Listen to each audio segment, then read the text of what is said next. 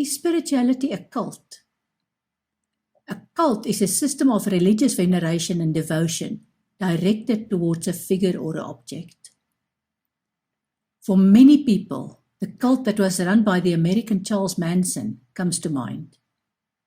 He and his cult followers were involved in 9 murders before he was arrested. In this instance, a person with a magnetic personality led gullible people to commit murder, and yes, he could be described as evil. How is this cult different from ISIS and their killings in the name of Islam? And no, I don't believe for a moment that Islam is wrong. That's not the point. I'm saying that maybe ISIS is a cult because it's extreme, just like evangelical Christians have a cult that is extreme with their bias and violence.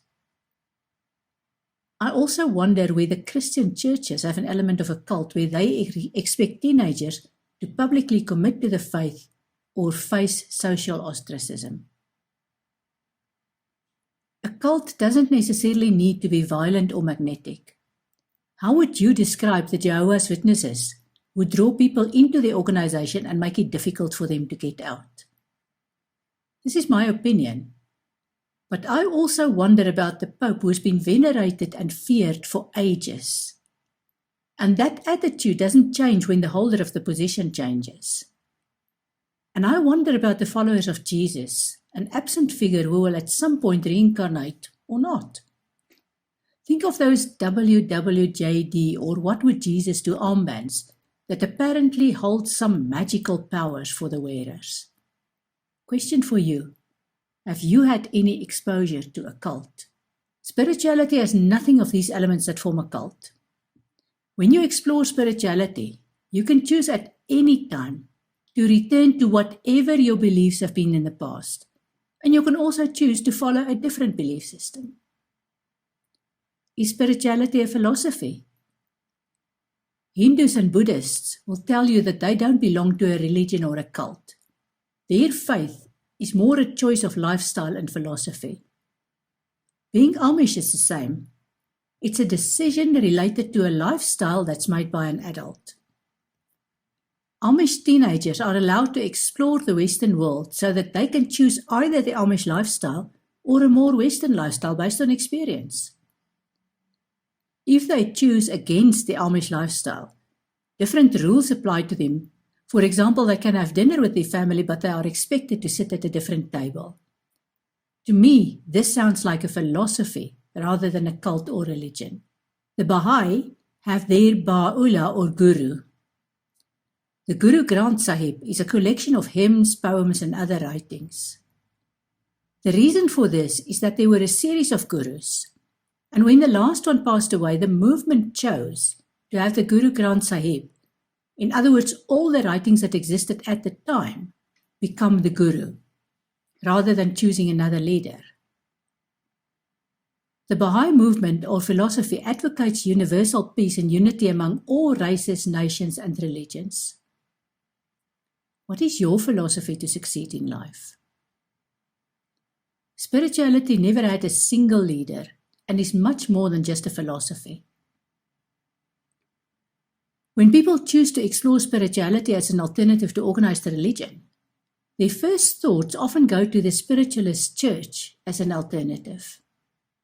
Since messages from departed spirits are not delivered in any church, this is spirituality, right? Investigate, explore, and keep what feels right for you. I had 2 encounters with the spiritualist church. The first was very welcoming and kind, although I still felt that I was in church. There was a service order which reminded me of the religion I came from, but there was much more love and kindness than in the Christian church. I wasn't sure that spirituality only focused on recalling spirits that had passed over, but it was early days. I believed already that spirituality focuses on life and living here and now, and that having contact with the world of spirit is part of the greater scheme of things. Then I moved to another country and visited a different spiritualist church. It couldn't have been more disappointing. There was a rigidity and coldness that I didn't expect at all. The mediums were hesitant and wanting approval and buy-in from the congregation at all times. It was not what I had associated with the spiritualist church at the time. I offered my services as a medium and was invited to take a small part of a service. That was okay with me. I identified the person and started talking to the person with a clear message that was being whispered to me. Imagine my surprise when I was rudely interrupted and my message was cut off abruptly by the chairwoman referee judge. It turned out that I didn't follow the agreed rules, whatever they were, and the people in charge of the congregation didn't like my style. Does spirituality have a style? And they didn't want to confuse their congregation. Since that experience, I've built up a solid practice helping the living on every continent, apart from Antarctica, and in close to 20 countries on a regular basis. I've also never returned to any spiritualist church because the rules and regulations of organized religion, including spiritualism as opposed to spirituality, make no sense to me. I still work as a psychic and medium, which means that people who have passed on appear in my readings for clients when they are available and when they have information they want me to convey to their clients.